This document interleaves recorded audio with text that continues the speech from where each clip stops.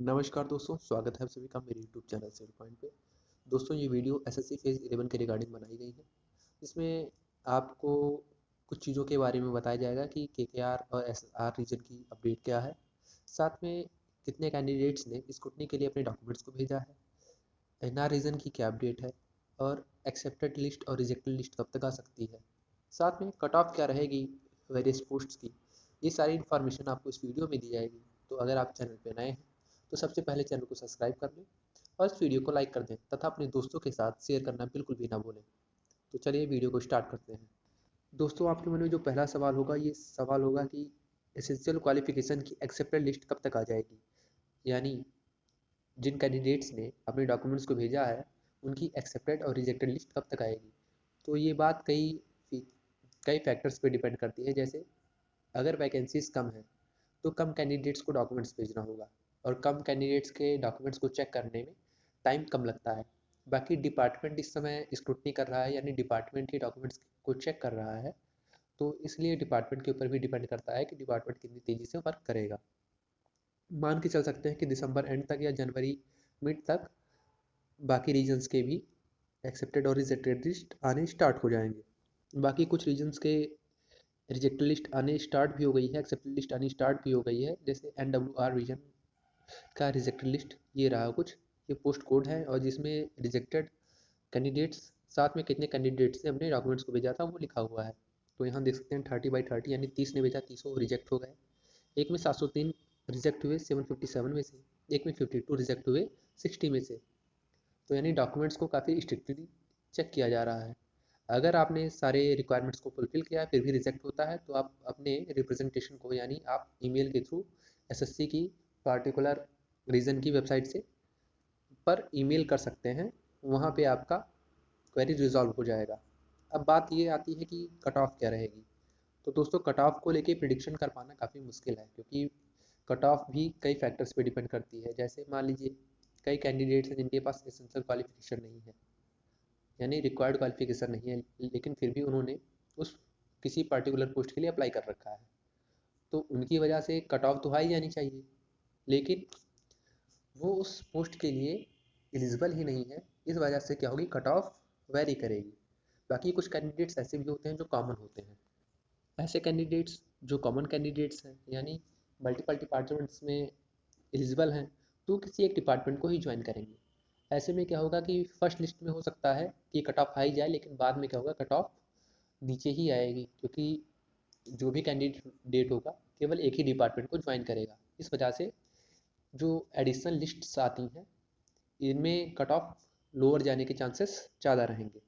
बाकी CISF fire की जो वैकेंसी आई थी इसमें अनरिजर्व की कट ऑफ 170 के आसपास रहने के चांसेस हैं, और अदर कैटेगरीज की कट ऑफ को ऐसे 5-10 नंबर आप माइनस कर सकते हैं।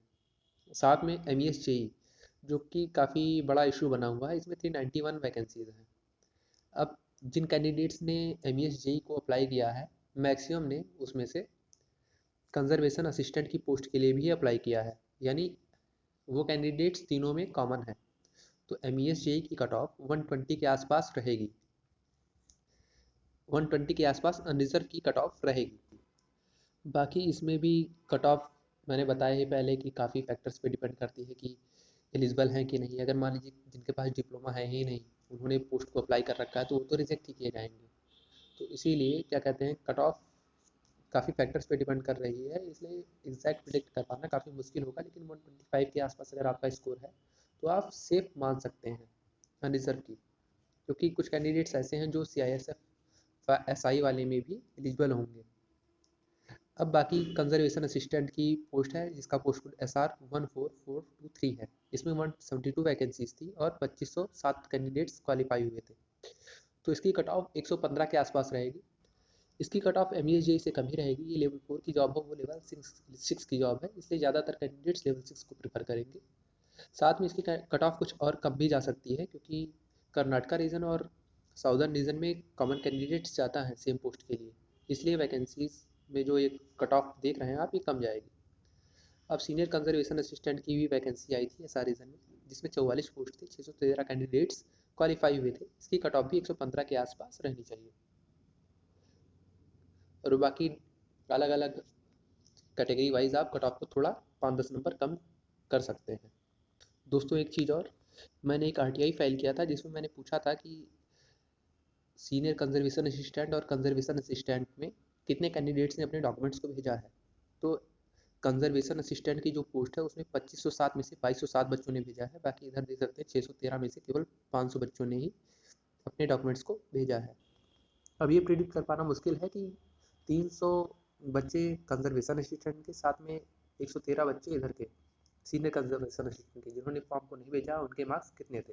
कंजर्वेशन असिस्टेंट की जो कर्नाटका में वैकेंसी आई थी इसमें 170 वैकेंसी थी, 2413 बच्चों ने क्वालिफाई किया था। इसकी भी फर्स्ट लिस्ट में कट ऑफ 110 के आसपास रहनी है। बाकी आप कट ऑफ को 5-10 नंबर कम करके अपनी रिस्पेक्टिव कैटेगरी में देख सकते हैं। इसमें भी आरटीआई का जवाब आया है कि कितने बच्चों ने अपने डॉक्यूमेंट्स को भेजा है। तो इसमें देख सकते हैं आप 2052 बच्चों ने 2400 में से 2052 बच्चों ने अपने डॉक्यूमेंट्स को भेजा, बाकी ने अपने डॉक्यूमेंट्स को भी नहीं भेजा है।